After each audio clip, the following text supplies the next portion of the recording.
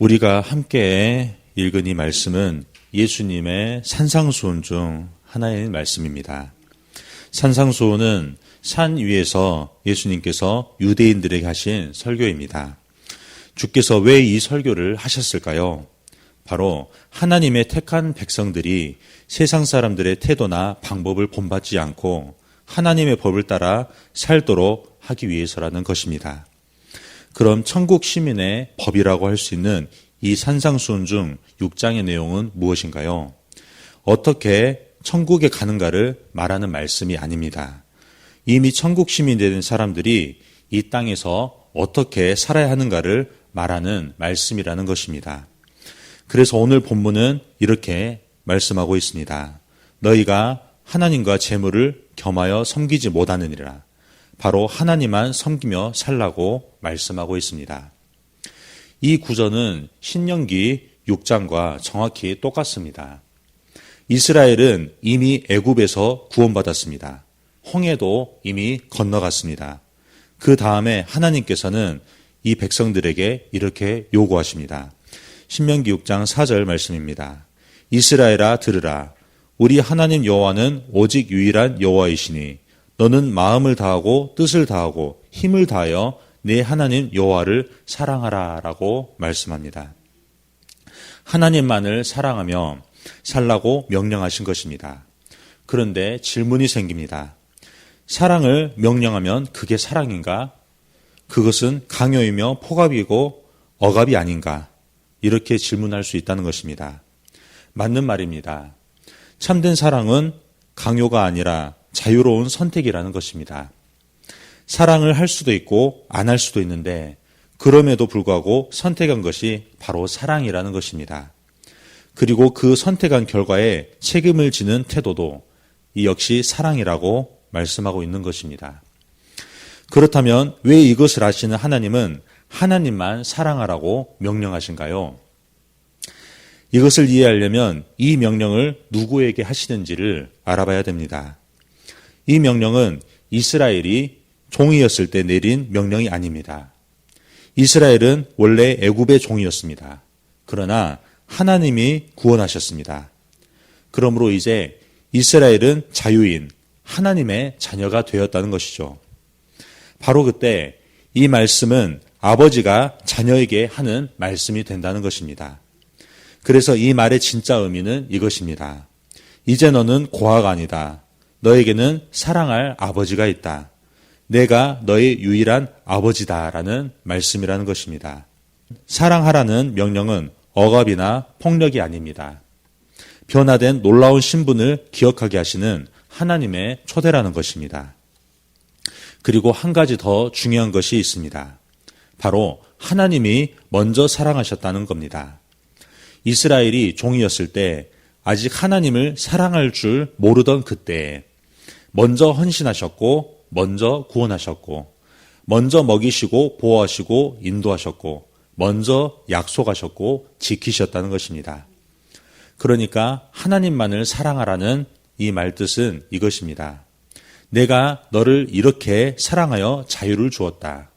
그러니 이제 너의 자유를 내 사랑 안으로 들어와 사는 일에 쓰라는 말씀이라는 겁니다.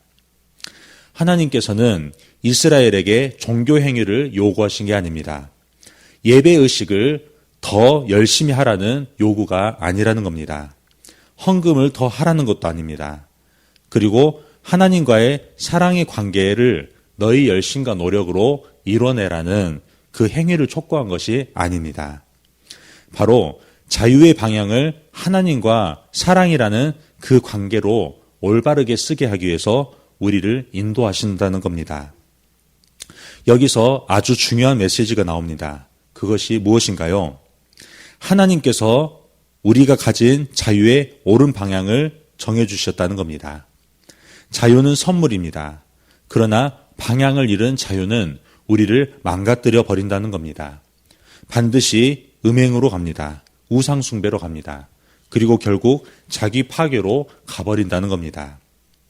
그래서 하나님만을 사랑하라는 말은 이런 뜻입니다. 너희를 다시 종되게 만드는 것에 마음을 두어 자유를 빼앗기지 말아라. 너희를 자유케 하신 하나님께만 마음을 두어 자유를 지키라고 말씀하신다는 겁니다. 다시는 종의 삶으로 돌아가지 않도록 삶의 방향을 분명하게 잡아주십니다. 다시 종의 삶으로 돌아가서는 안 된다는 겁니다. 그리고 돌아갈 수 없다는 겁니다. 왜냐하면 우리는 이미 구원받은 영원한 하나님의 자녀이기 때문입니다. 그런데 이상한 일이 일어납니다. 이 영원한 자유인인 이스라엘이 광야에서 종처럼 살아버린다는 겁니다. 무슨 일이 일어날 때마다 종처럼 행동합니다. 원망하고 불평합니다. 그리고 불안해하며 두려워합니다. 그뿐 아니라 애굽으로 다시 돌아가자고 시위를 합니다. 다시 종으로 살고 싶다는 것입니다. 그러나 그들은 다시 종이 되지 못하고 다만 광야에서 모조리 죽어버립니다. 무슨 일입니까? 구원은 취소되고 지옥 같다는 말이 아니라는 겁니다. 구원은 받았지만 자유인답게 살아갈 기회를 광야에서 다 허비해 버렸다는 겁니다. 오늘날을 살아가는 우리도 똑같습니다. 구원은 받았습니다. 그 구원은 취소될 수 없고 우리는 영원한 자유인으로 살고 있다는 겁니다. 그러나 현실은 늘 불안하고 오늘 내게 주신 하루를 원망하는데 우리는 써버린다는 겁니다. 자유인인데도 불구하고 무슨 일이라도 생기면 종처럼 반응하고 종처럼 산다는 겁니다. 비참한 자유인, 고달픈 그리스도인이 되어 있기 때문입니다. 왜 그렇습니까? 바로 우리의 진짜 주인이 누구인지를 모르기 때문입니다. 오늘 본문을 보면 너희가 하나님과 재물을 겸하여 섬기지 못하느니라고 나옵니다. 여기서 재물은 헬라어로 보면 마몬이라고 쓰인 단어입니다. 영어로는 킹 제임스 번역 성경이 있는데 맘몬이라고 그렇게 번역했습니다. 성경에서 이 마몬은 단순히 돈이나 재물을 나타내는 뜻이 아닙니다. 바로 인간을 지배하고 하나님보다 돈을 더 신뢰하게 만드는 그 탐욕의 영적 세력, 우상을 의미하고 있습니다. 그래서 이 구절을 직역하면 너희는 하나님과 마몬을 함께 섬길 수 없다라고 이야기할 수 있습니다. 예수님께서 말씀하신 마몬은 단순히 돈이 아닙니다. 재산과 소유, 신뢰하는 대상, 의지의 대상, 안전의 근거라는 뜻을 동시에 가지고 있습니다. 그래서 유대 사회에서 이 마몬은 사람을 지배하는 재물의 권세로 인격화된 개념이라는 겁니다.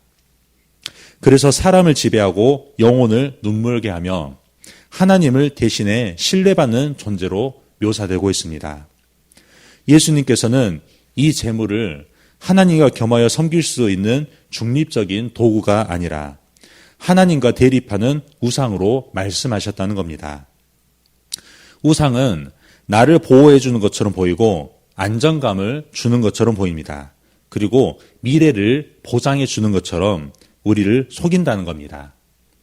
실제로 하나님의 자리를 차지하는 거짓 신이라고 할 수 있습니다. 성경 전체의 흐름에서 이 마몬은 애굽의 논리와 같다는 겁니다. 이스라엘 백성은 애굽에서 종살이했을 때 먹고 살며 안전을 보장받았습니다. 그러나 그들이 자유인으로 인도받는 광야에서는 하나님만 의지해야 살 수 있는 환경에 있었습니다. 그래서 이스라엘은 눈에 보이지 않는 하나님을 반역했습니다. 그리고 눈에 보이는 애굽의 풍요로 다시 돌아가려 했습니다. 이 마몬도 현대의 애굽과 같습니다. 우리에게 하나님이 없어도 괜찮아 보이게 만드는 현대의 애굽이라는 것입니다. 마몬은 우리의 꿈과 소망을 이루어주는 유용한 도구 같습니다.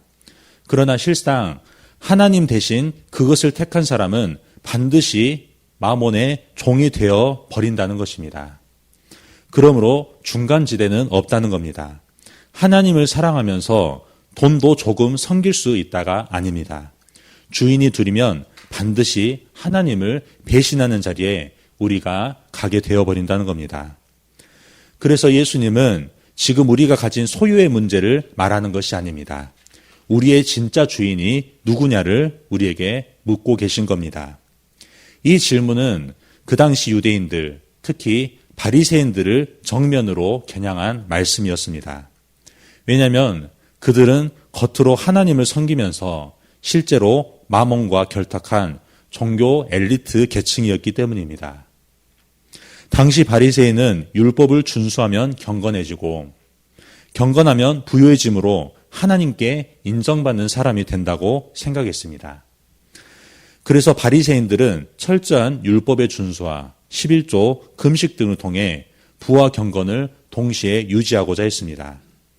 그 방식은 노골적인 탐욕이 아니라 종교 생활로 포장되어 있다는 것입니다. 헌금을 많이 하는 자는 의로운 자, 재산 증식은 복받은 증거, 그리고 가난한 것은 믿음이 부족한 결과라고 생각했습니다. 즉 마몬을 하나님의 이름으로 합리화한 것입니다. 이 합리화를 정면으로 반박한 모습은 요한복음 2장에서 예수님의 성전 정화 사건으로 나타납니다. 예수님 당시 성전은 종교 산업이었습니다. 그리고 이 수익 구조의 최대 수혜자가 바로 바리새인과 사두개인 계층이었다는 겁니다. 그래서 예수님이 성전에서 장사하는 사람들에게 분도한 것은 마몬의 체제를 향한 왕적 심판 선언이라는 것입니다. 주의 집을 기도하는 집이 아닌 강도의 소굴로 만들어버린 바리새인들을 향해 예수님께서는 너희가 하나님과 재물을 겸하여 섬기지 못하느니라고 못 박으신 겁니다. 바리새인들은 스스로를 하나님의 편이라고 자부했습니다. 그러나 예수님의 선언은 너희는 마몬의 종이라고 한 것입니다. 단지 도덕적인 비판이 아니라 그들을 지배하는 영적 주권이 무엇인지 폭로당한 것입니다. 이 폭로 앞에서 바리새인들은 회개하러 나아가지 않습니다. 결국 마몬의 종이 되어 왕이신 하나님을 반역하는 죄, 예수님을 십자가에 죽임으로써 그들이 무엇을 따르는지 드러나버리게 되었다는 겁니다. 오늘을 살아가는 우리도 마찬가지입니다. 이름뿐으로 포장된 그 경건이 우상숭배를 그렇게 감싸고 있다는 겁니다. 우리의 신앙을 흔들고 있다는 것입니다. 눈에 보이는 성공과 성과, 그리고 이것들을 뒷받침하는 증명들이 어느샌가 우리의 신앙의 기준이 되어버렸다는 겁니다. 그러나 예수님은 그 길을 걷지 않으셨습니다. 다만 아무 증거가 보이지 않아도 자기를 부인하는 십자가를 짊어지고 여전히 하나님을 믿는 믿음으로 좁은 길을 걸어가셨다는 겁니다. 나를 십자가에 못 박는 이 변하지 않는 현실 속에서도 내게 주신 오늘을 한 걸음 한 걸음씩 믿음으로 걸어가셨다는 겁니다. 결론입니다. 여러분의 주인은 지금까지 누구였습니까? 이 질문 앞에 우리의 정체가 폭로당하게 됩니다. 잘해야만, 그리고 잘할수록 하나님이 복 주신다. 그리고 그 복은 우리에게 재물로 나타난다는 거짓말에 우리는 속고 있었다는 겁니다.